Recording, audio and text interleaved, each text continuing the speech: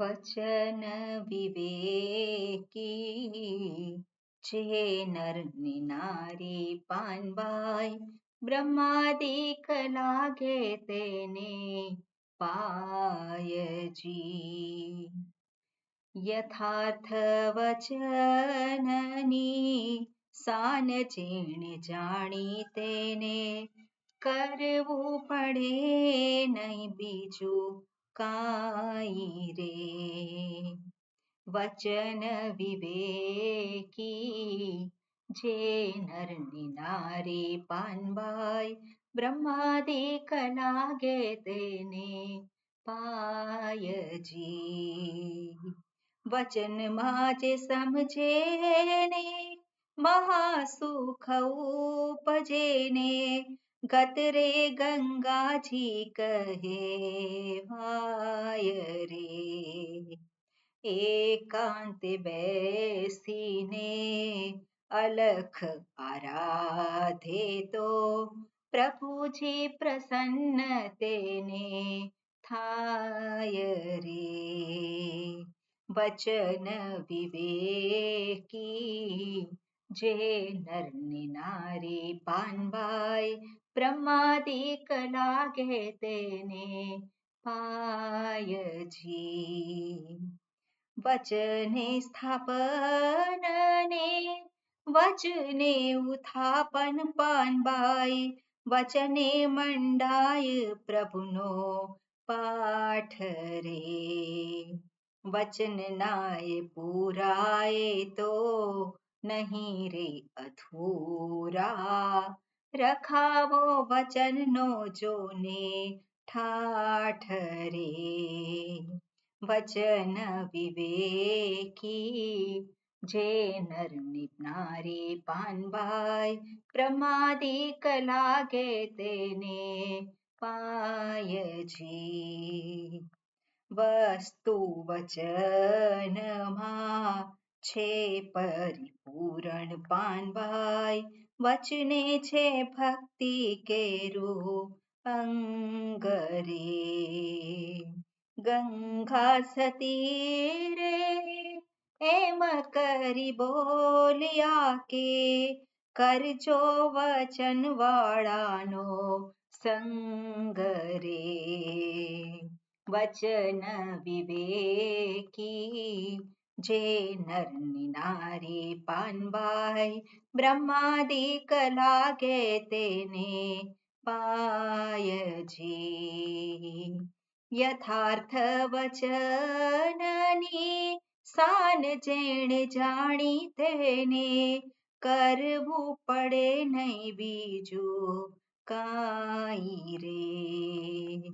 કરવું પડે નહીં બીજું કાંઈ રે. કરવું પડે નહીં બીજું કાંઈ રે. ઓમ હરિ ઓમ શ્રી ગુરુભ્યો નમઃ. હરિ ઓમ. ઓમ સહનાવવતુ સહનૌ ભુનક્તુ સહ વીર્યં કરવાવહૈ તેજસ્વિનાવધીતમસ્તુ મા વિદ્વિષાવહૈ. ઓમ શાંતિ શાંતિ શાંતિઃ. શંકરં શંકરાચાર્યં કેશવં બાદરાયણં सूत्रभाष्यकृतौ वन्दे भगवन्तौ पुनः पुनः. ईश्वरो गुरुरात्मेति मूर्तिभेदविभागिने व्योमवद्व्याप्तदेहाय दक्षिणामूर्तये नमः. ॐ दयाकरं दयाकारं दान्तं धर्मप्रवर्तकं प्रणमामि दयानन्दं मदाचार्यवरं परम्. ओके, मंगलाचरण. प्रज्ञाबेन. जी. नमो भगवते वैवस्वताय मृत्यवे ब्रह्म विद्याचार्याय नचिकेतसे च. બરોબર. આ મંત્ર છે ગઈકાલે આપણે બોલ્યા હતા.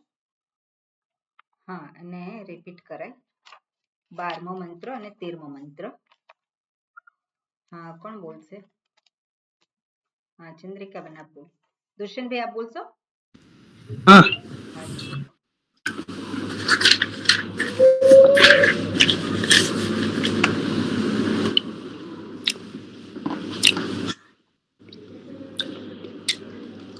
अंगुष्ठमात्रपुरुषो मध्य आत्मनि तिष्ठति ईशानं भूतभव्यस्य न ततो विजुगुप्सते एतद्वै तत् अंगुष्ठमात्रपुरुषो ज्योतिरिवाधुमकः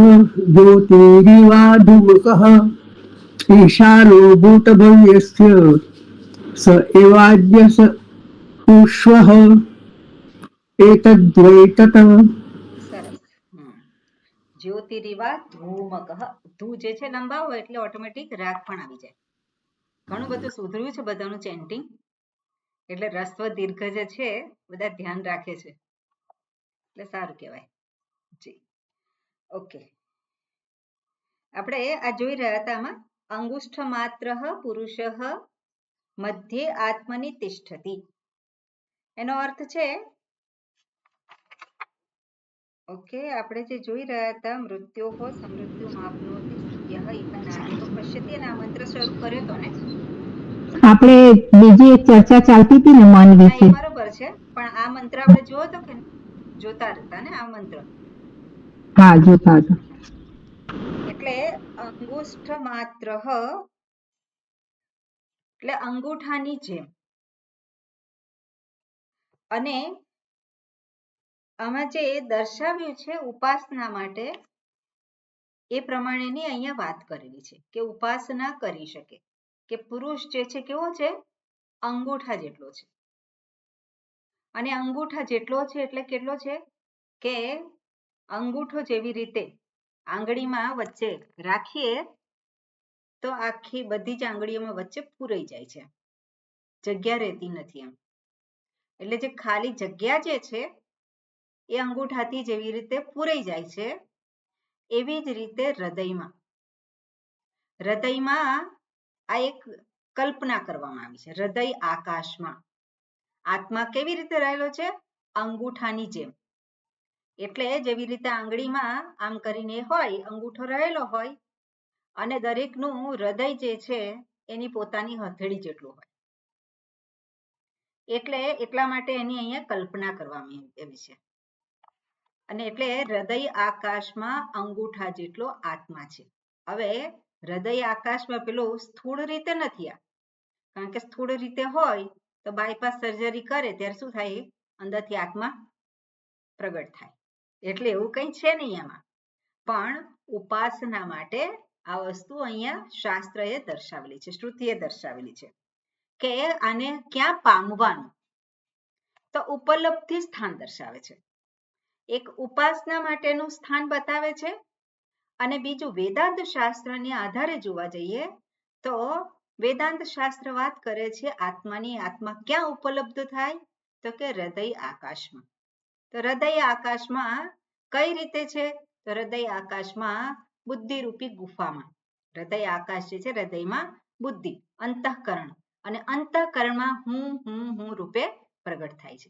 અને એટલા માટે જ આપણે જ્યારે હું શબ્દનો પ્રયોગ કરીએ છીએ ત્યારે આપણો હાથ ક્યાં જાય છે? હૃદય આગળ. એટલે એને ઉપલબ્ધિ સ્થાન કહ્યું છે. ખરેખર એવું નથી કે આત્મા અહીંયા શરીરમાં નથી, શરીરના દરેક કણે કણમાં છે, પણ છતાં પણ હુંની ઉપલબ્ધિ ક્યાં થાય છે? તો હું જ્યારે પેલો વ્યક્તિ કહે છે ત્યારે એને આવી રીતે એ પોતે દર્શાવતો હોય છે. રીતે ઉપનિષદમાં જ્યારે મહાવાક્ય છે ઉપનિષદનું, અયમ આત્મા બ્રહ્મ, જ્યારે ગુરુ શિષ્યને દર્શાવે છે અયમ આત્મા બ્રહ્મ, તો અયમ આત્મા એટલે શું છે? અયમ આત્મા એટલે જે ગુરુને માટે અથવા તો જે આ સત્ય, આ હકીકતને જે પ્રગટ કરનાર છે. શાસ્ત્રનું વાક્ય છે મહાવાક્ય, અયમ આત્મા બ્રહ્મ. તો જેને એની હકીકત ખબર છે, જેને એની પાછળનું સત્ય ખબર છે, એ અયમ આત્મા એટલે શું છે? જેને માટે અપરોક્ષ છે. જે કહેનાર છે એને અપરોક્ષ છે, અર્થાત એની અન્ડરસ્ટેન્ડિંગ એને છે, એના વિશેની સમજદારી એની પાસે છે, એટલે અયમ આત્મા. તો અયમ આત્મા એટલે શું છે? પોતાની તરફ એ દર્શાવે, અયમ આત્મા બ્રહ્મ. એટલે અયમ આત્મા, આત્મા શબ્દનો અર્થ થાય હું થાય. પણ હું એટલે કોણ? જે ઉપલબ્ધ થાય છે. ક્યાં ઉપલબ્ધ થાય છે? અયમ રૂપે. અને અયમ એટલે આ, અને આ એટલે કોણ? જે અહીંયા. અને અહીંયા જે છે દર્શાવે છે એટલે ક્યાં છે? ત્યાં નથી દર્શાવતા, કે આમ નથી દર્શાવતા, કે આમ નથી દર્શાવતા. ક્યાં દર્શાવે છે? અયમ આત્મા. તો અયમ એટલે આ જે શરીર જે છે એ શરીર છે ત્યાં જ. શરીર એને માટેનું શું થાય છે? ઉપલબ્ધિ સ્થાન. પણ આખા શરીરમાં એ વ્યાપ્ત છે, અને છતાં પણ આપણે કઈ રીતે એને જોઈએ છે? તો હું શબ્દ જ્યારે કહીએ છીએ ત્યારે આપણો હાથ ક્યાં જાય છે? હૃદય આગળ.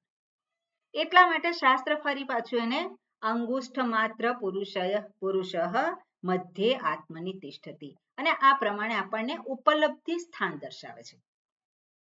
જેવી રીતે આપણે બીજું પણ ઉદાહરણ લઈ શકીએ કે ભગવદ્ ગીતામાં ભગવાને વિભૂતિના દર્શન કરાવે છે, પોતાની વિભૂતિના દર્શન કરાવે છે, અને એ વિભૂતિના દર્શન કરાવતા ઘણી બધા એવા સ્થાન છે દર્શાવે છે. ખરેખર પરમાત્મા દરેક સ્થાને છે, પણ છતાં પણ પેલો વ્યક્તિ જ્યારે શરૂઆત કરે છે ત્યારે એને એ ઈશ્વરની ઉપલબ્ધિ એ કરી શકે. અને જોઈએ આપણે કે ગંગાજી વહી રહ્યા હોય તો ત્યાં કોણ છે? તો કે હું છું. આ પર્વત હિમાલય છે, એમાં કોણ છે? હું છું. સૂર્ય એ કોણ છે? તો કે હું છું. આપણે સર્વમાં પરમાત્માને દર્શન કરવા એટલું સરળ નથી. પેલો વ્યક્તિ જ્યારે અધ્યાત્મમાં પ્રવેશ કરતો હોય ત્યારે એને દર્શાવવામાં સર્વમાં પરમાત્મા છે, તો એ પેલો એનો જે શત્રુ હોય એમાં જોઈ શકે ખરો? એમાં ના જોઈ શકે. જે એનાથી પેલો રાગ અને દ્વેષથી યુક્ત છે, એટલે કોઈક જગ્યાએ એને પેલો આપણે કહીએ જ છે કે પેલા આપણે શું કહેવાય, દાદા દાદી હોય તો એને માટે ઘરમાં પૌત્ર કે પૌત્રી આવે, પૌત્ર આવે તો એને શેના દર્શન થાય? ભગવાનના દર્શન થાય. લાલો આવ્યો કહેતા જ હોય છે કે લાલો આવ્યો. તો એ તો શું છે? ત્યાં એક પ્રકારનો રાગ છે, એમાં દર્શન થઈ શકે. પણ જ્યાં દ્વેષ થતો હોય ત્યાં દર્શન થાય છે? ત્યાં દર્શન નથી થતા. અને એટલા માટે આપણા પોતાના રાગ દ્વેષથી પર એવી વસ્તુઓ જે છે, જે આપણે પોતે કનેક્ટ નથી થતા. આપણા રાગ દ્વેષ કનેક્ટ ન થઈ શકે એવી ઘણી બધી વસ્તુઓ છે, અને એ બધી ઉત્કૃષ્ટ વસ્તુઓ છે. અને એવી વસ્તુઓમાં પરમાત્માના દર્શન આપણે કરી શકીએ, એટલે એવા સ્થાન દર્શાવે શાસ્ત્ર કે જ્યાં હું પરમાત્માનું અનુસંધાન કરી શકું સરળતાથી. એવી જ રીતે અહીંયા પણ આપણને આત્માની ઉપલબ્ધિનું સ્થાન દર્શાવે છે. ખરેખર આત્મા ક્યાં છે? તો આ શરીરમાં પ્રત્યેક કણમાં છે. એટલું જ નહીં, આ શરીરમાં જ છે એવું નથી, એ તો સર્વ શરીરોમાં છે, પણ સર્વ શરીરોમાં હું જોઈ નથી શકતી, જોઈ નથી શકતો. એટલા માટે શરૂઆતમાં શું કરે? અહીંયા છે. તો અહીંયા છે આ સ્વીકાર થઈ જાય, હા આત્મા અહીંયા છે, હું અહીંયા છું. એટલે હું અહીંયા છું, પણ ક્યાં? બધે છું? ના, હું જ્યારે કહું છું હું, ત્યારે હું કોને ગણું છું? હું એટલે અહીંયા હાથ જાય છે. એટલે શરૂઆત જે છે ક્યાંથી કરે શાસ્ત્ર? કે તને જે અનુભવ છે, તારી જે અન્ડરસ્ટેન્ડિંગ છે, એને આધારે એને બતાવવાનો પ્રયત્ન કરે, અને પછી એનો વિસ્તાર કરે કે માત્ર અહીંયા જ નથી પણ સર્વત્ર છે. એટલે જ્યારે બતાવ્યું હોય કે અહીંયા, તો અહીંયા કઈ રીતે છે? તો હૃદયરૂપી આકાશમાં. અને હૃદય આકાશમાં કઈ રીતે? હું. તો હું ક્યાં પ્રગટ થાય છે? તો હું જે વૃત્તિ પ્રગટ થાય છે. પણ હું એક જ માત્ર વૃત્તિ પ્રગટ થાય છે એવું નથી, ત્યાં તો ઈદમ વૃત્તિઓ પણ છે, જગતરૂપી વૃત્તિઓ પણ અનેક છે. પણ એ જગતરૂપી બધી વૃત્તિઓ છે એ સર્વ વૃત્તિઓમાં હું જે છે, કેવી વૃત્તિ છે? એ હંમેશ માટે બની રહેનારી વૃત્તિ છે. એટલે ઈદમ વૃત્તિની પાછળ અહમ વૃત્તિ તો હું અને છું એ બેની વચ્ચે જે કંઈ છે એ ઈદમ વૃત્તિ કહેવાય. હું શરીર છું, હું ચંદ્રિકા છું, તો ચંદ્રિકા એ શું છે? હું છું એની સાથે પેલા શરીરને આધારે એક વૃત્તિ પ્રગટ થઈ. એટલે સર્વ વૃત્તિઓમાં છે, પણ સર્વ વૃત્તિઓમાં હોવા છતાં પણ હું વૃત્તિ જે છે એમાં એને હું તરીકે હું જાણું પહેલા. પછી હું ને હું તરીકે જાણું એમાં ત્યાં હું વૃત્તિ હું જ કેવો છું તો કે સર્વ વૃત્તિ જે ઇદમ જે છે એ ઇદમ બધું અનિત્ય છે. આપણે સ્વીકાર કરી કે હા ઇદમ બધું કેવું છે અનિત્ય છે અને હું કેવો છું હું નિત્ય છું.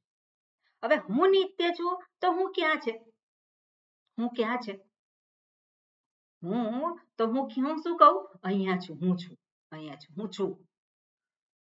પણ જેને હું ચંદ્રિકા છું જ્યારે એવું કે છે તો ચંદ્રિકા જે ઇદમ વૃત્તિ આપણે કહીએ છીએ ત્યાં હું છું કે નહીં ત્યાં પણ હું છું ત્યાં પણ હું છું. એ હું જ નથી. પહેલા શું છે જ્યારે નથી સમજણ નથી ખબર ત્યારે હું ચંદ્રિકા છું એ જ મારી પાકી સમજણ છે. પણ એમાંથી આપણને એ વિવેક કરાવે છે. વિવેક કરાવીને કહે છે ચંદ્રિકા જેને કહેવામાં આવે છે એ તો એક રૂપ છે એક નામ છે એ અનિત્ય છે. પણ એની પાછળનું જે સત્ય છે એ કોણ છે એ હું છું અને હું તો હંમેશા છું જ. પછી શ્રુતિ કે જે કંઈ જે છે વૃત્તિઓ હુંની સાથે લાગે છે એ પણ એને જ પ્રગટ કરે છે. એ કોને પ્રગટ કરે છે એને જ પ્રગટ કરે છે. અને આ રીતે શાસ્ત્ર જે છે આપણને અનાત્માથી અનાત્માનો નિષેધ કરી અને આત્મ તરફ દોરી જાય છે. આત્માનું સ્વરૂપ દર્શાવી અને ફરી પાછું સર્વાત્મ ભાવ આ યાત્રા છે. પણ શરૂઆતથી જ સર્વાત્મ ભાવ એ સંભવિત નથી કારણ કે રાગ દ્વેષથી યુક્ત મન જે છે એને એના દર્શન કરી શકે નહીં સર્વાત્મ એવા. અને એટલા માટે શાસ્ત્ર આપણને જે ઉપાસક જે છે ઉપાસના કેમ કરવાની છે જેથી કરીને ઉપાસના એટલે શું છે ધ્યાન કહેવાય. આપણે એક રીતે ઉપાસના એટલે ધ્યાન અને ધ્યાનમાં શું કરીએ ધ્યાન કરીએ. કોનું ધ્યાન કરીએ જે આપણને વિષય આપ્યો હોય એનું ધ્યાન કરતો હોય પેલો. તો હવે ધ્યાન કરે છે કે નહીં પેલો વ્યક્તિ ધ્યાન કરે છે કે નહીં જ્યારે એને વિષય ન આપ્યો હોય કોઈ ત્યારે ધ્યાન કરે છે કે નથી કરતો શેનું ધ્યાન કરે છે દેખાય વિષયો જે વિષય છે એ તો માત્ર દેખાય છે. આપણે જોયું ગઈકાલે કે વ્યવહારિક જે છે એ તો દેખાય છે અને એ તો જતું રહ્યું. પછી ધ્યાન કરે છે કે નહીં જગદીશભાઈ પછી એ ધ્યાન કરે છે કે નહીં ધ્યાન કરે છે ધ્યાન થઈ જાય છે ને કરે છે કે ના કરે છે એવું બધું કઈ થતું જ નથી.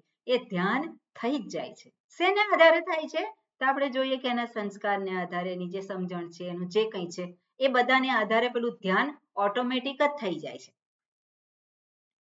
એટલે એ જે ધ્યાન જે છે ઓટોમેટિક થતું હોય એવું નહીં. શાસ્ત્ર એને વિષય આપે છે અને વિષય જે છે શું છે ઉત્કૃષ્ટ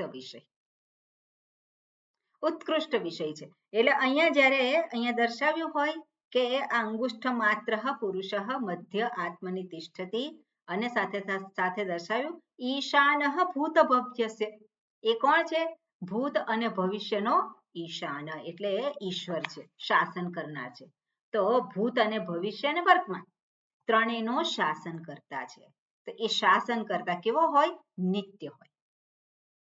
અને નિત્ય આપણે એને આગળ જે વાત કરી એને આધારે એ જે પુરુષ જે છે એને હિરણ્ય ગર્ભ તરીકે પણ લઈ શકાય. બરાબર હિરણ્ય ગર્ભ જે છે આ સૃષ્ટિની શરૂઆત થઈ ત્યારે પહેલું સર્જન કોનું થયું હિરણ્ય ગર્ભ અથવા તો બ્રહ્માજી એને કહેવાય. હિરણ્ય ગર્ભ અથવા તો બ્રહ્માજી અને બ્રહ્માજી આવે અને પછી બધું સૃષ્ટિનું સર્જન થયું. એટલે જે પ્રથમ જે બ્રહ્માજી આપણે કહીએ કે હિરણ્ય ગર્ભ કહીએ તો હિરણ્ય ગર્ભ જ્યાં સુધી હોય ત્યાં સુધી પેલો જો હિરણ્ય ગર્ભનું ધ્યાન કરે તો એને શેની પ્રાપ્તિ થાય એ જે બ્રહ્માજી જે બ્રહ્મલોકમાં જે છે એ બ્રહ્મલોકની પ્રાપ્તિ છે અને એની ચર્ચા આગળ આવશે. પણ જેનું ધ્યાન કરે એની એને પ્રાપ્તિ થાય.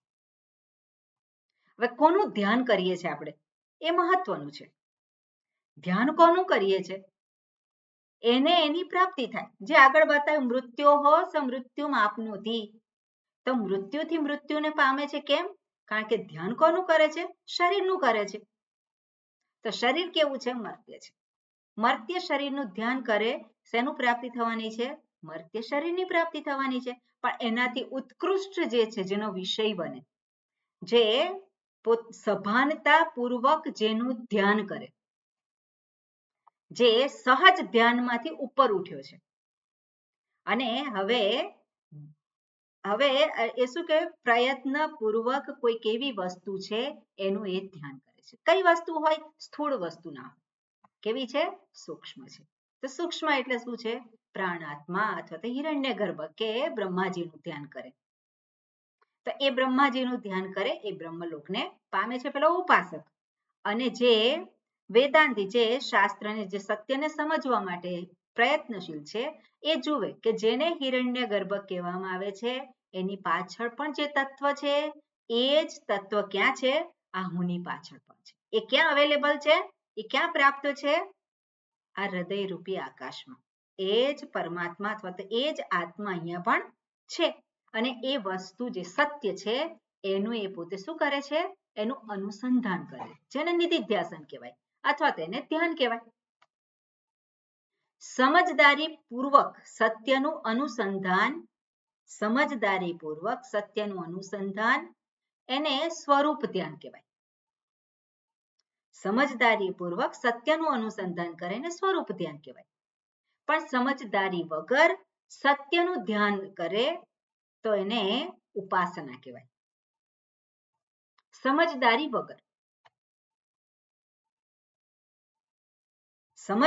વગર એનું ધ્યાન કરે એને ઉપાસના કહેવાય.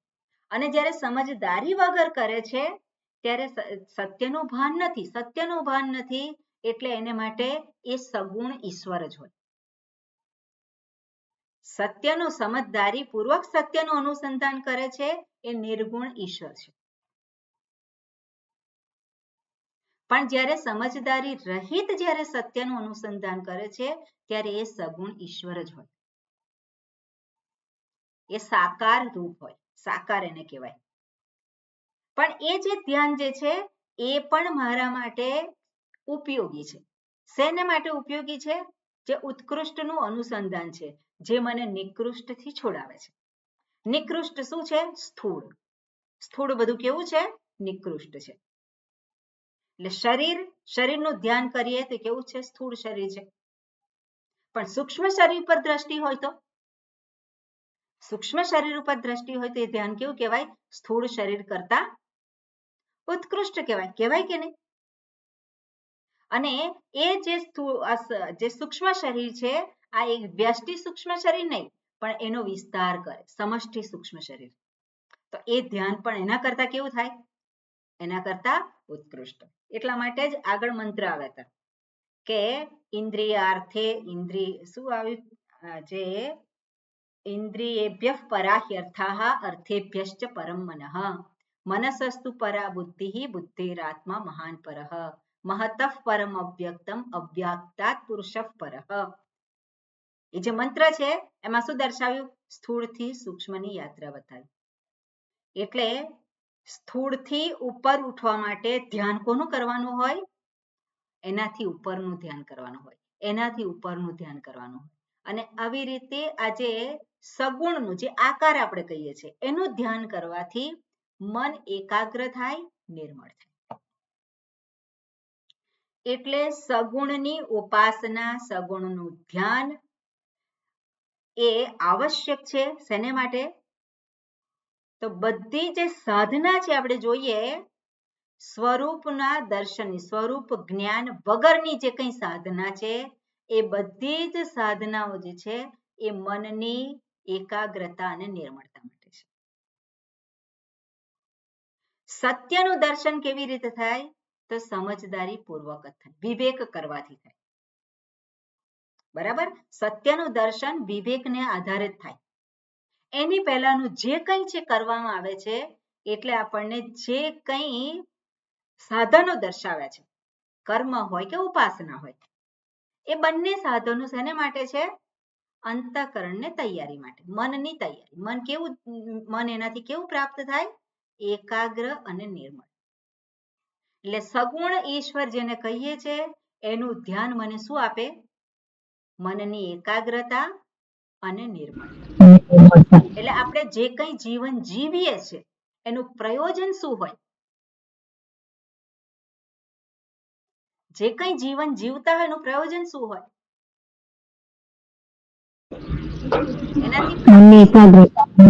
ઉત્કૃષ્ટની પ્રાપ્તિ કરવા માટે, ઉત્કૃષ્ટની પ્રાપ્તિ થઈ જાય જીવન જીવવાથી. પોતાને ઓળખતું થાય ને ધીમે ધીમે. ઓળખવાની વસ્તુ જુદી છે. કરવાની વસ્તુ અને ઓળખવાની, કરવાનું અને જાણવાનું બે વસ્તુનો ભેદ પાડવાનો.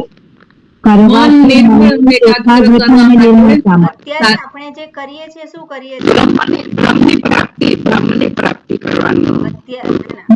તમારો અવાજ બરોબર નથી આવતો, એમાં કંઈક પ્રોબ્લેમ થયો લાગે છે. ઉપાસના કરીએ.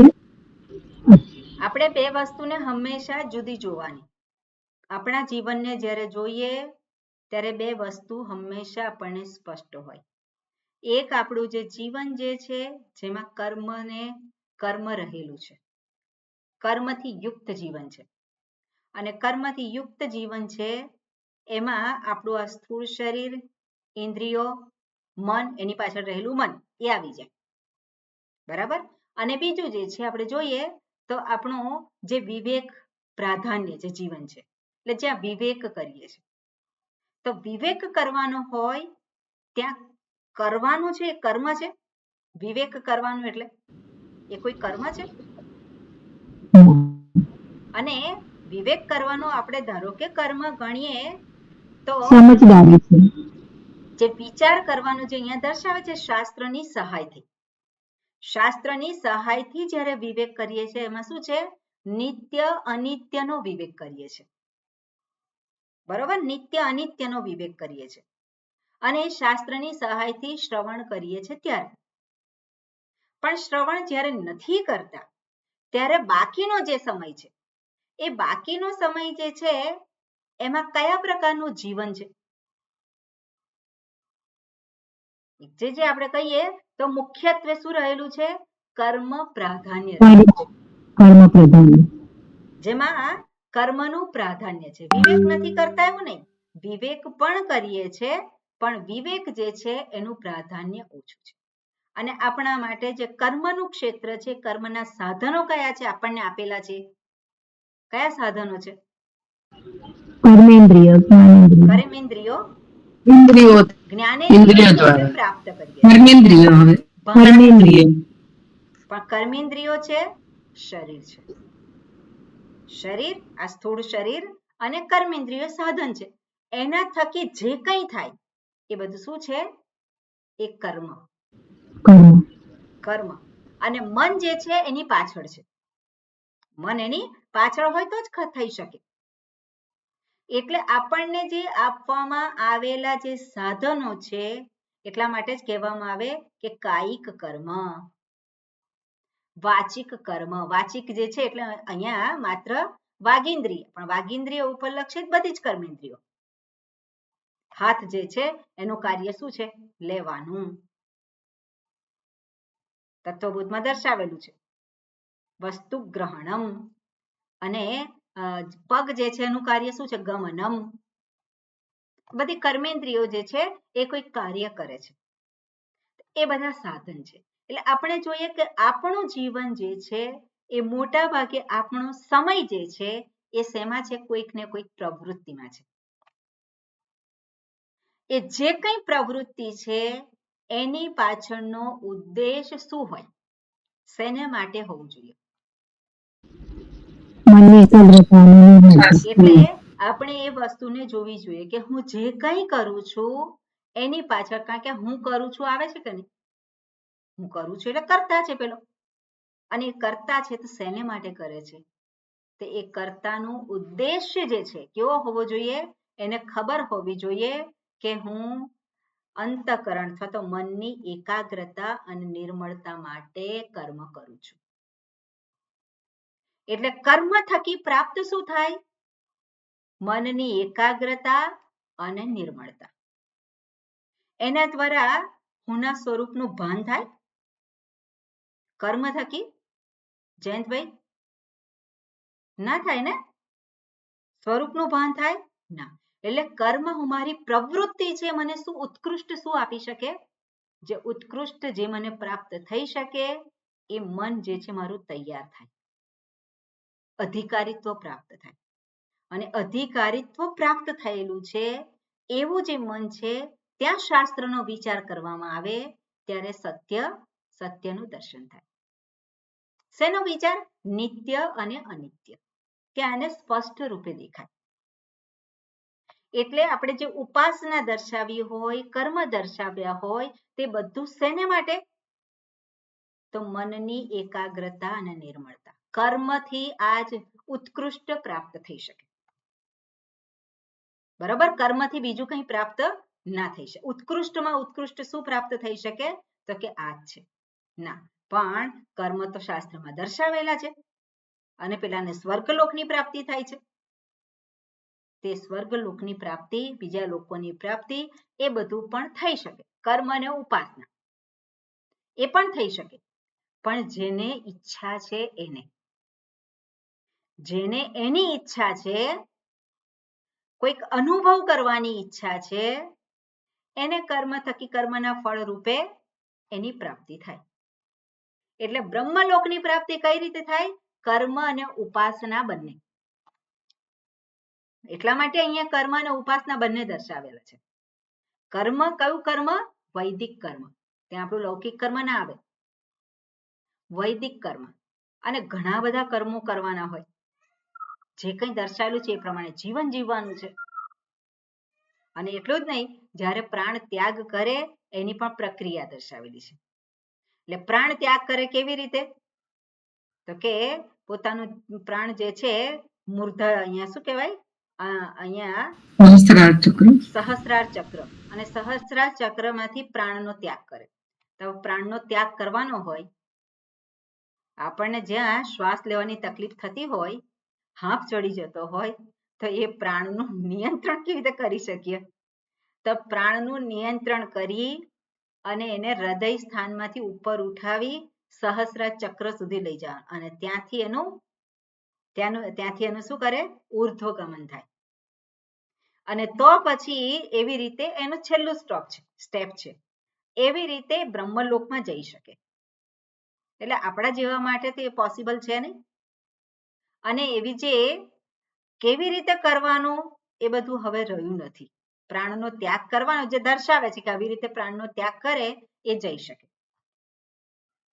પણ હવે એવા કોઈ કેવી રીતે પ્રાણને આવી રીતે કરવાનું એવા કોઈ રહ્યા નથી.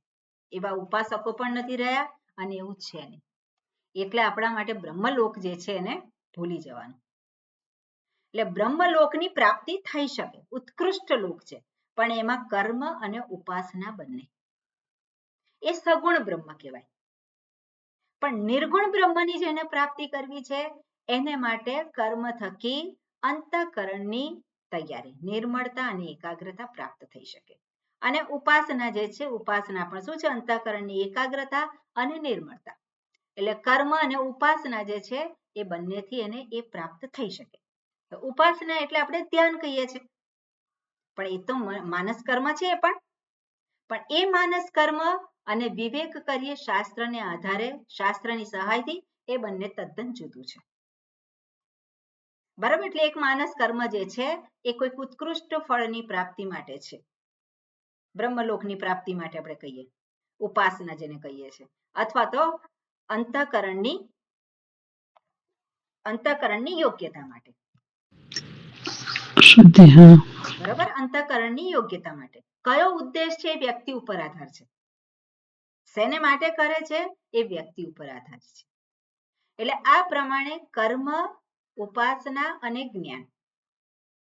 તો સ્વરૂપનું જ્ઞાન તો નિત્ય અનિત્યનો વિવેક કરવાથી જ થાય છે. અને નિત્ય અનિત્યનો વિવેક કરે એટલે શું કરે છે? અનિત્યને જાણે છે. અનિત્યને જાણે છે તો હું અનિત્ય છું એવું કોઈ કહે છે?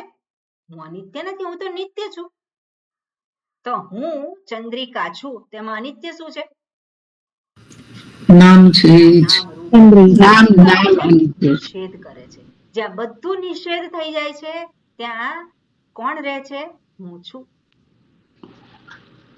અને એ હું છું એ સ્વરૂપ એટલે એ અયમ આત્મા બ્રહ્મ જ્યારે કહેવામાં પણ એટલે ધીરે ધીરે શાસ્ત્ર આપણને શું કરે છે? ત્યાં સુધી દોરી જાય છે. હવે આપણે જોઈએ કે ગઈકાલે આપણે જે ચર્ચા કરતા હતા જયંતભાઈ, એમાં મન કેવું આવશ્યક છે? હુંને ઓળખવા માટે જે મન આવશ્યક છે કેવું જોઈએ? એકાગ્ર અને નિર્મળ છે. અને એની પ્રાપ્તિ કઈ રીતે થાય? કર્મ થકી થાય. કર્મ અને ઉપાસના દ્વારા થઈ શકે. હવે એકાગ્ર મનથી શાસ્ત્રનું જ્યારે આપણે વિવેક કરીએ છીએ, નિત્ય અને અનિત્યનો વિવેક કરીએ છીએ, અને અનિત્ય એ હું નથી એટલે એનો નિષેધ કર્યો, અને ત્યારે હું છું એ સહજ સિદ્ધ છે કે નહીં? એવું હું છું એ સહજ સિદ્ધ છે કે હું છું એને કંઈ કરવું પડે ને પ્રાપ્ત કરવો પડે? પણ હું ચંદ્રિકા છું એ મેં માની લીધું હતું, એ આવી ગયેલું હતું, એ મિક્સ થઈ ગયેલું હતું હું છું ની સાથે. તો એ જે હું ચંદ્રિકા છું, ચંદ્રિકા જે છે શું કર્યું? નિષેધ કર્યો. આવી રીતે જે કંઈ હું છું ની સાથે જે કંઈ લાગ્યો એ બધું અનિત્ય છે, અને અનિત્યનો જ્યારે વિવેક થકી એનો નિષેધ થયો ત્યારે હું છું એ તો સહજ સિદ્ધ છે. એને સિદ્ધ કરવા માટે કંઈ કરવાની જરૂર નથી. એટલે નિત્ય અનિત્યનો વિવેક જ અનિત્યને દૂર કરે છે, અને જે નિત્ય હંમેશા છે જ, જે પ્રાપ્ત જ છે એની પ્રાપ્તિ કરાવે છે. ક્લિયર? જે પ્રાપ્ત છે એની પ્રાપ્તિ કરાવે છે. હવે જે આપણે કહીએ છીએ કે અંતઃકરણ જે એકાગ્ર અને નિર્મળ હોવું જોઈએ, જે વાત કરે છે, તો એકાગ્ર અને નિર્મળ જે છે એ અંતઃકરણ કેવું હોય? એકાગ્ર શબ્દનો અર્થ આપણે શું કહીએ કે એક વિષયના સંદર્ભમાં જે ચિંતન કરી શકે, એ વિષય ઉપર રહી શકે, એવું એને એકાગ્ર કહેવાય. અને ક્યારે કરવાનું છે ચિંતન? ક્યારે કરવાનું? સુઈ જઈએ ત્યારે?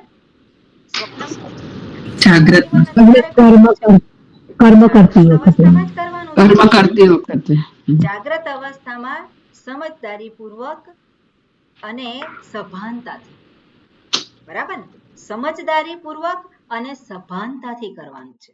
અને જ્યારે સભાનતાથી કરીએ ત્યારે આપણી ઇન્દ્રિયો જાગ્રત હોય કે પછી સૂઈ ગઈ હોય? જાગ્રત હોય. જાગ્રત છું. જાગ્રત હોય તો પેલું કરી એકાગ્રતાથી કરી શકે, પણ ઇન્દ્રિયો રજા પર ગઈ તો એ જેનું ધ્યાન કરે, કોનું ધ્યાન કરવાનું? તો મનમાં જે કંઈ છે એનું સહજ ધ્યાન થાય છે, એ એને એકાગ્રતાની પ્રાપ્તિ કરાવે? એને એકાગ્રતાની પ્રાપ્તિ કરાવે? ના કરાવે. એ જે મન જે છે એ એના પોતાના જ સંસ્કારને આધારે કોઈક એવા વિષયોમાં પ્રવૃત્ત થઈ ગયેલું છે. સભાનતા જ્યાં નથી ત્યાં મન શું છે? કોઈક પોતાના જ એવા કોઈક વિષયો જે છે એની અંદર મન પ્રવૃત્ત થઈ ગયું છે. હવે એ જે મન જે છે એ મન કોઈક એવી વસ્તુ જે છે એમાં પ્રવૃત્ત થઈ ગયું, અને ત્યારે એની જે સ્થિતિ જે છે એ સ્થિતિ એ એને પોતાને માટે છે. આ વ્યવહારિક જગતમાં છે એવું એને કહેવાય ખરું? એ જે વ્યક્તિ જે છે જે કોઈક રીતે પોતાના જ મનમાં રહેલું જે છે એની અંદર એ જતો રહ્યો, અને આ અનુભવ છે બધાનો. જ્યારે પણ ધ્યાન કરવા માટે પ્રવૃત્ત થયો ત્યારે શું થાય છે? પેલું મન એના પોતાના એરિયા છે અને એમાં એ જ જતું રહે છે, એની પોતાની જગ્યાઓ છે. ઓકે ને? કે બધા જે છે બધા એને બેસવા માટેની કોઈક જગ્યા હોય, બધા નવરા પડે એટલે બેસવાની જગ્યા હોય. તેવું બેસવા કેમ જાય? રિલેક્સ થવા માંગે પેલો.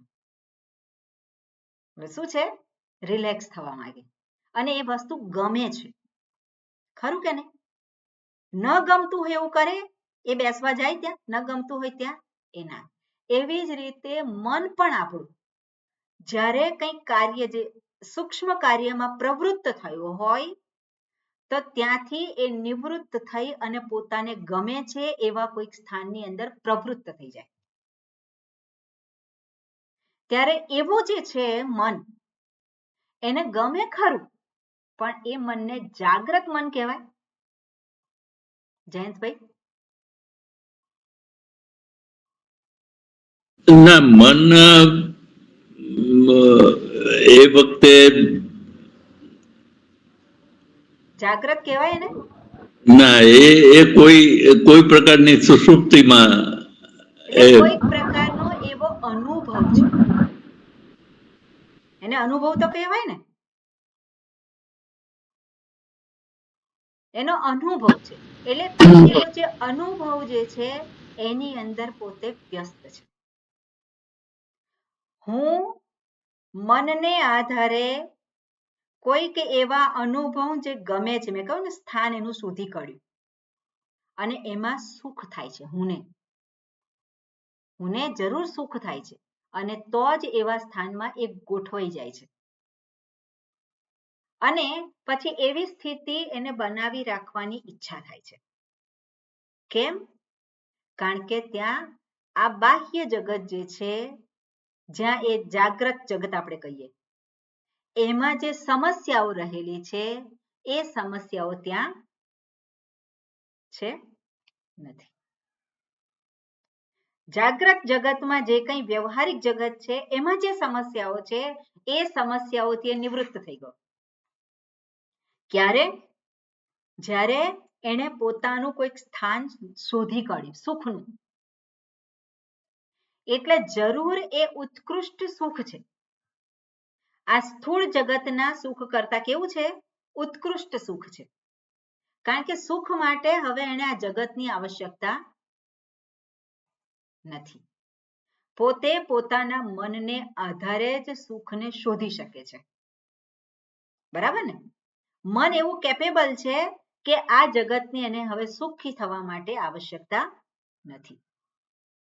એટલે આ જાગ્રત જગત છે એમાં તો ઘણી બધી વખત સમસ્યાઓ હોય છે. એ સમસ્યાઓ એ સ્થિતિમાં રહેતી નથી.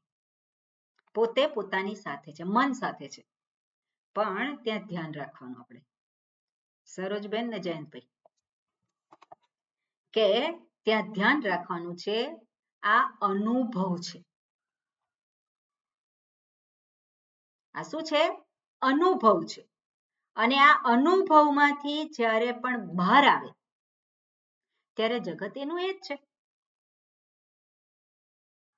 પેલું મન જે છે એ ફરી ફરી એ સ્થિતિમાં ગોઠવવા માટે એને ઈચ્છા થાય. જેવી રીતે આપણે જોયું હતું ઉપદેશ સારંભ વખતે રમણ મહર્ષિજીને એક અનુભવ થયો કે મૃત્યુ જે છે એને પોતે જોઈ શકે છે અને એ શું થાય છે એવું જોવા માટે પોતે તૈયાર થઈ ગયા અને જાણે પોતે હવે શરીર છોડી દીધું છે. અને એ જે હતું એ શું હતો? અનુભવ હતો. એમણે જ કહેલું છે કે આ અનુભવ કરવા માટે ફરી મેં ઘણી વખત પ્રયત્ન કર્યા પણ એ અનુભવ મને ક્યારેય થયો નહીં. એટલે જે અનુભવ જે માત્ર છે એ સત્ય હોઈ શકે નહીં. બરોબર? અનુભવ એ સમયથી મર્યાદિત છે. અનુભવ એ સમયથી મર્યાદિત છે. બરોબર? અને સમયથી મર્યાદિત છે એટલે અનુભવ થયો અને અનુભવ ગયો. અને ગયો એટલે ફરી પાછી હુંની સ્થિતિ ગઈ છે. આ તો કેવું છે? પેલો જે સમાધિમાં યોગનિષ્ઠ જે છે વ્યક્તિ અને સમાધિમાં પ્રવૃત્ત થાય છે, તે સમાધિમાં જાય છે, પોતે સમાધિસ્થ થાય છે. કઈ રીતે થાય છે? વૃત્તિઓનો નિરોધ કરીને સમાધિસ્થ થયો. પણ એ સ્થિતિ કેટલી વખત બની રહે છે? થોડી વખત. અને ફરી પાછો શું થાય છે? આ જ જગત છે એના માટે. તો હવે એ તો અનુભવને આધારિત એ જે મોક્ષ જે છે એની મુક્તિ એની શાસ્ત્ર વાત નથી કરતા. વેદાંત શાસ્ત્ર જે વાત કરે છે એ તો જે કોઈ અનુભવ થઈ રહ્યો છે, જે કોઈ અનુભવ, કોઈ વિશિષ્ટ અનુભવ નહીં, જે કોઈ અનુભવ થઈ રહ્યો છે ત્યારે જ હું કોણ છું? હું નિત્ય છું, હું અસંગ છું, હું સુખ સ્વરૂપ છું, હું ચૈતન્ય સ્વરૂપ છું. જે કોઈ અનુભવ થઈ રહ્યો છે ત્યાં. તો જે કોઈ અનુભવ એટલે શું છે? જાગ્રત જગતમાં જ્યારે ઇન્દ્રિયો એના ક્ષેત્રમાં પ્રવૃત્ત થાય છે ત્યારે પેલો દર્શન કરે છે, શ્રવણ કરે છે, આ જે કંઈ ગ્રહણ થાય છે, જે કંઈ વ્યવહાર થાય છે, અને એ જ વખતે સત્યનું ભાન છે. હું ચંદ્રિકા છું એવું બોલવામાં કંઈ વાંધો નથી. પણ માની લઉં કે હું આટલી જ છું, તેમાં ગુમાવવાનું કોણે છે? પોતે. હું કોણ છું? હું છું. જેની સાથે જે છે બીજું જે કંઈ છે એ બધું અનિત્ય છે. એટલે જ્યારે પણ આપણે જાગીએ અને સૂઈ જઈએ ત્યાં સુધી આપણી સામે જગત છે કે નહીં? જગત તો છે જ, પણ જગત સત્ય દર્શન માટે બાધક બની શકે? ના બની શકે. તો કયો અનુભવ એવો છે કે જે મને આત્માની વધારે નજીક લઈ જાય? કયો અનુભવ એવો છે વધારે નજીક લઈ જાય? છે એવો કયો અનુભવ? સત્યની જ્યારે મને જાણ થઈ પછી કોઈ પણ અનુભવ હોય, ગમે તે અનુભવ હોય, એ મને કોઈ ફેર ના પડે. એટલા માટે આપણે કહેવાનું હોય, ગઈકાલે જે આપણે વાત કરતા હતા, એકાગ્ર મન અને નિરુદ્ધ મન. હવે નિરુદ્ધ મન એટલે શું છે? મનનો નિરોધ થઈ ગયો છે. મનનો નિરોધ થઈ ગયો છે એટલે મનને અનિત્ય તરીકે જોયેલું છે. મન કેવું થઈ ગયું છે? અનિત્ય થઈ ગયું છે.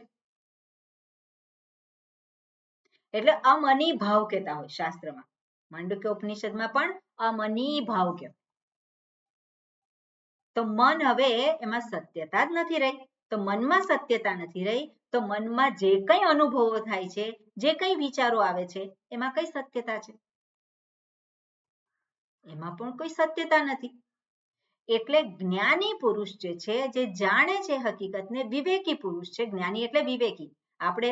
આપણને પોતાને એમાંથી બાકાત ના ગણવા જોઈએ.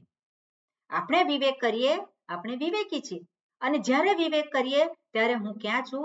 હુંની સાથે, સત્યની સાથે છું. બરાબર? એટલે જે જાણે છે એને માટે મન મહત્વનું છે. મનમાં થતા અનુભવો મહત્વના છે. કયો અનુભવ વધારે સારો? કોઈ અનુભવ કોઈ સારો એવું છે નહીં. એટલે મનને આધારે આપણે આત્માને ઓળખવાનો નથી. મન તો રહેતું જ નથી. તે મનની પાછળ શું કામ પડવાનું? મન આપણને લઈ જાય કોઈ જગ્યાએ. આ મજાનું છે. જેવી રીતે પેલો રહેતો હોય, જ્યાં પણ રહેતો હોય ત્યાં ગાર્ડન હોય. અને પછી એ બીજો કહે કે અહીંયા સ્વિટ્ઝરલેન્ડમાં બહુ સરસ ગાર્ડન છે, ત્યાં જાઓ. અથવા તો આપણે કહીએ કે વૃંદાવનમાં. વૃંદાવન નહીં, મૈસૂરમાં વૃંદાવન ગાર્ડન. તો મૈસૂરમાં વૃંદાવન ગાર્ડન, ઉદયપુરમાં પણ ઘણા ગાર્ડન છે, એવા સરસ ગાર્ડન છે. એ કે આના કરતા બહુ સરસ છે. એટલે પેલા શું થાય? ચાલો જઈએ ત્યાં. એટલે ત્યાં ગયો પાછો આવ્યો, અનુભવ થયો પાછો આવ્યો. એ જ રીતે કોઈ કહે કે ઇન્દ્ર છે એનો ગાર્ડન જે છે એ તો બહુ જ સરસ છે. એના જ ગાર્ડનની તોલે કોઈ ના આવે. એટલે એને ઇન્દ્રનો ગાર્ડન જોવાની ઈચ્છા થાય. એટલે શું કરે? એને માટે શાસ્ત્રએ બધા કર્મ આપ્યા છે અને બધું છે એ કરી અને ત્યાં જાય અને ત્યાં જોયું. એને સંતોષ ક્યાં થાય? થાય છે સંતોષ? એટલે અનુભવને આધારે સંતોષ ક્યાં? અનુભવને આધારે સંતોષ એને પ્રાપ્ત થઈ શકે નહીં. એને વધારે ને વધારે જોઈએ. શું છે? આ નહીં પેલું, આ નહીં પેલું, આ નથી આમ છે. એટલે પેલો કે ને વોન્ડરલસ્ટ, એટલે ફરતો જ હોય ફર્યા જ કરે. એને ફર્યા કરે એટલે શું છે? એને ચેન્જ જોઈએ છે. કેમ ચેન્જ જોઈએ છે? આ નથી બરોબર એટલે જઈએ, અહીંયા જઈએ, અહીંયા જઈએ. અને અહીંયા પૃથ્વી પર તો બધું જોઈ લીધું એટલે હવે મંગળ પર જઈએ, ચંદ્ર પર જઈએ, અથવા તો અંતરિક્ષમાં જઈએ. અને હવે તો છે બધું. એટલે એલન મસ્ક કે અંતરિક્ષમાં હું તમને લઈ જાઉં, એટલે ત્યાં જઈએ. એટલે આ બધું શું છે કે પેલા અનુભવને આધારિત જીવન જીવનારો છે. તો અનુભવને આધારે જે જીવન જીવે છે એના જીવનનો ક્યારે અંત આવે? ક્યારે અંત આવતો નથી. એ ખોટું છે, ખરાબ છે એવું શાસ્ત્ર ક્યારેય કહેતા નથી.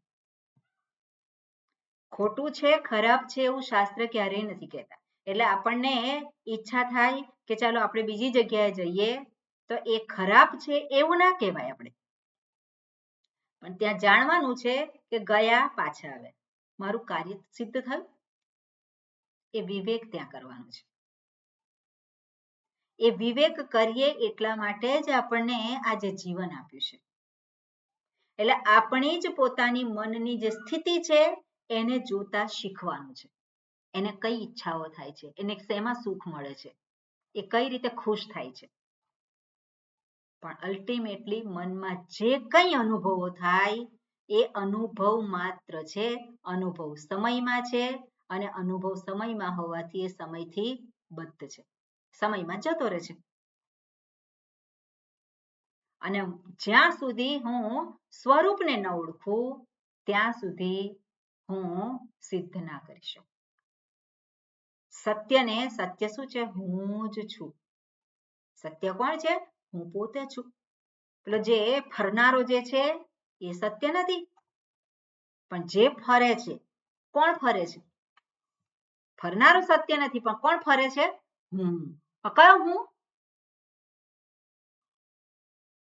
કયો હું? ત્યાં આપણે વિચાર કરીએ. પેલો જીવાત ફરતો હોય તો એનો તો ક્યારેય અંત જ નથી. પણ હું પેલો જે સત્યને ઓળખ્યો છે, હું ચંદ્રિકા, અને પછી આ પેલું ફરે છે, કોણ છે? તો કે પેલો જીવ જે છે એ ફરવાનો છે. પણ હું ફરતો નથી. હું કેવો છું? હું તો છું જ સર્વમાં. હું તો સર્વમાં છું. અને જે સર્વમાં હોય, સર્વત્ર હોય, એને ક્યાં જવાનું? ક્યાં, કઈ જગ્યા બાકી રહે એના માટે જવાની? મનમાં અંદર ઉતરી જાઓ. તો અંદર ઉતરી જાઓ મનમાં, તે જગ્યા બાકી હોય હુંથી? એ જગ્યાએ બાકી ના હોય. અને મનને બહાર ભટકાવી દો, તે જગ્યા બાકી છે હુંથી? નથી. એટલે આ સમજદારી જ્યારે હોય ત્યારે શું છે? હું જે છે સત્યનું ભાન થયું. અને બીજું બધું જ જે છે કેવું છે? જે મન અનુભવ અંતર્ગત છે, મન અંતર્ગત છે. પણ મન પોતે કેવું છે? મન એ સત્ય નથી. પણ હું જ મન દ્વારા પ્રગટ થઉં છું. પણ હું પ્રગટ થઉં છું, હું નથી. એ વસ્તુ અહીંયા દર્શાવે છે. એટલે જે દર્શાવ્યું હોય કે અંગુષ્ઠ માત્ર પુરુષ. આગળનો મંત્ર છે એમાં શું કહ્યું છે? આનું ભાષ્ય આપણે જોયેલું છે અને આગળનો મંત્ર છે એ પણ આપણે જોઈ રહ્યા હતા. એમાં શું કહ્યું છે? અંગુષ્ઠ માત્ર પુરુષ જ્યોતિઃ ઇવ અધૂમક. જ્યોતિઃ એટલે શું છે? ચૈતન્ય સ્વરૂપ છે. ચૈતન્ય સ્વરૂપ છે એટલે શું છે? જ્ઞાન સ્વરૂપ છે, જે સર્વને પ્રકાશિત કરે છે. ચૈતન્ય સ્વરૂપનો અર્થ એવો પણ થાય એક કે જેને હોવા માટે બીજા કોઈની આવશ્યકતા નથી. જે પોતે કેવો છે? પોતાની રીતે છે, સ્વયંભૂ આપણે કહીએ. એની સિદ્ધિ બીજા કોઈના દ્વારા થઈ શકે નહીં. અને એટલા માટે આપણે મંત્ર પણ જોયો તો, ન તત્ર સૂર્યો ભાતિ ન ચંદ્ર તારકમ. એમાં એ જ વસ્તુ કહી છે. અને એવો જે છે કેવો છે? ચૈતન્ય સ્વરૂપ, ચેતન સ્વરૂપ. એની હાજરીમાં બીજું બધું પ્રકાશિત થાય છે. એની હાજરીમાં બીજું બધું જ પ્રકાશિત થાય છે. અને બીજું બધું જ પ્રકાશિત થાય છે કઈ રીતે? તો ચૈતન્ય સ્વરૂપ જે હું છે એનું જે ચૈતન્ય જે ચિદાભાસ રૂપે પ્રગટ થાય છે. ચિદાભાસ રૂપે પ્રગટ થાય છે એટલે શું છે? અંતઃકરણમાં પ્રતિબિંબિત થાય છે. ચૈતન્ય જે સર્વત્ર છે એ અંતઃકરણમાં પ્રતિબિંબિત થાય છે ચિદાભાસ રૂપે. અને અંતઃકરણમાં પ્રતિબિંબિત થયું એ ચિદાભાસ છે એનું તાદાત્મ્ય શરીર ઇન્દ્રિયો સાથે થયું, ઇન્દ્રિયો ચેતનવાન બને છે. એનું તાદાત્મ્ય સ્થૂળ શરીર સાથે થાય છે અને એ ચેતનવાન બને છે. તો આ સ્થૂળ શરીર, ઇન્દ્રિયો, મન એ બધું ચેતનવાન છે. કોને કારણે છે? ચૈતન્ય સ્વરૂપ આત્મા હું. એટલે એની હાજરીમાં બધું જ ચેતનવાન બન્યું છે. અને આ ચેતનવાન બન્યું છે, ઇન્દ્રિયો ચેતનવાન બની છે, તો શું થાય છે? વ્યવહાર પણ એ થાય છે. બધી વસ્તુઓને ગ્રહણ કરે છે ઇન્દ્રિયોથી. કર્મેન્દ્રિયો એ પ્રવૃત્ત થાય છે જગત સાથે. એટલે આ રીતે જ્યોતિહિ ચૈતન્ય સ્વરૂપ અને અધૂમક કહ્યું છે. ધૂમક ધૂમ એટલે ધુમાડો અને ધુમાડા રહિત. હવે જ્યારે અગ્નિ જે હોય પેલું લાકડું સળગતું હોય તો લાકડામાં સળગતું હોય તો ધુમાડો થાય કે ના થાય? ધુમાડો કેમ થાય? સળગે ત્યારે ન થાય પણ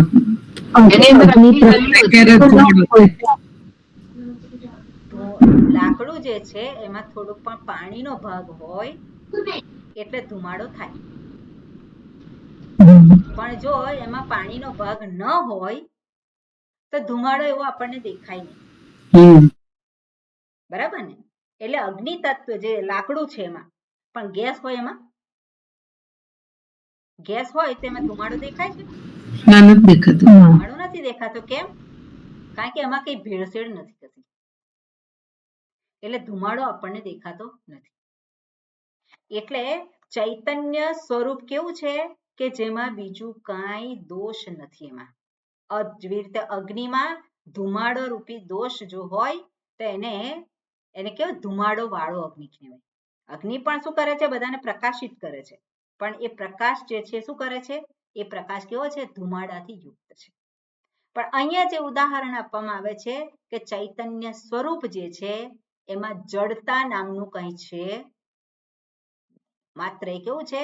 ચૈતન્યમ એવ. એટલા માટે અધૂમક કહ્યું છે.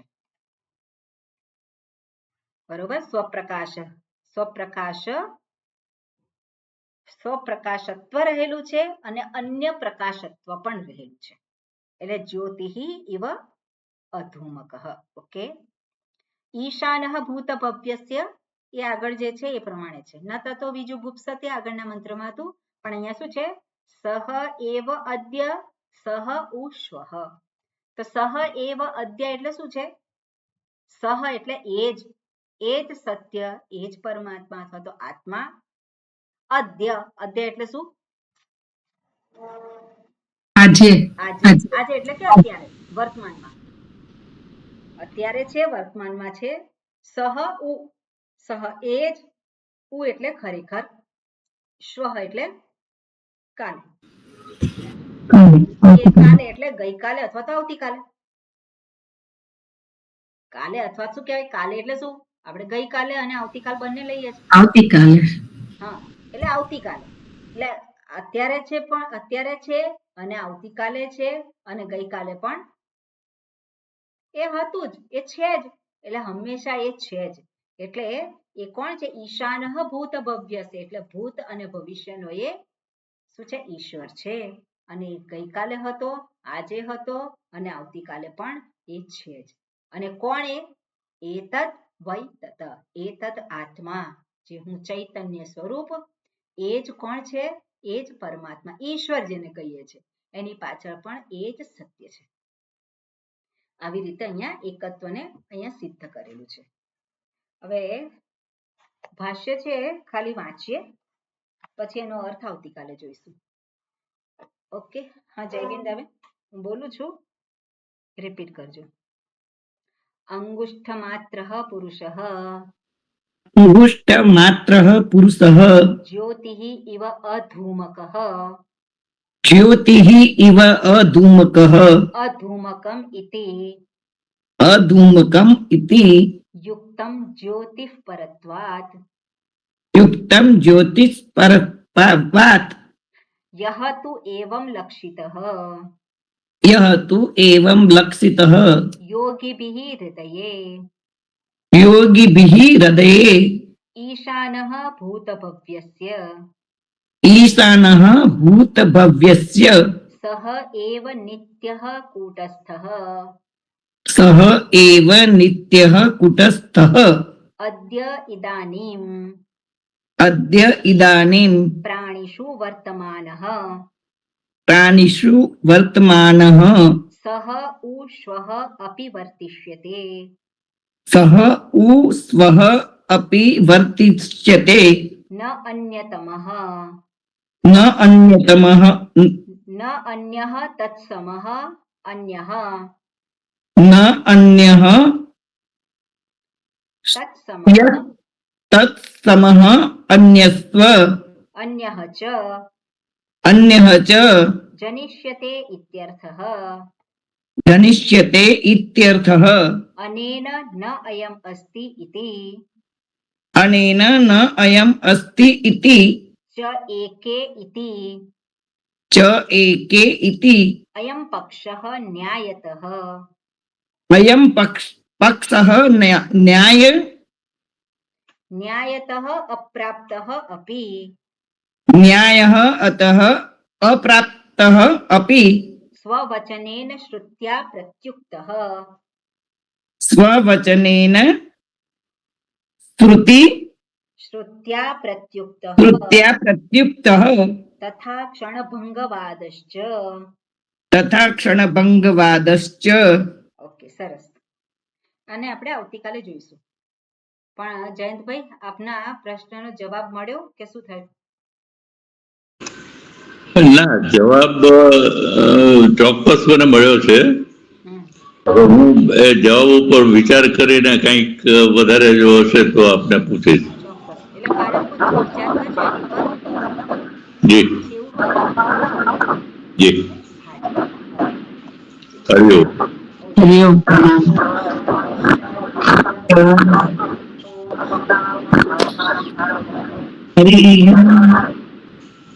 હરિ ઓમ. હરિ ઓમ.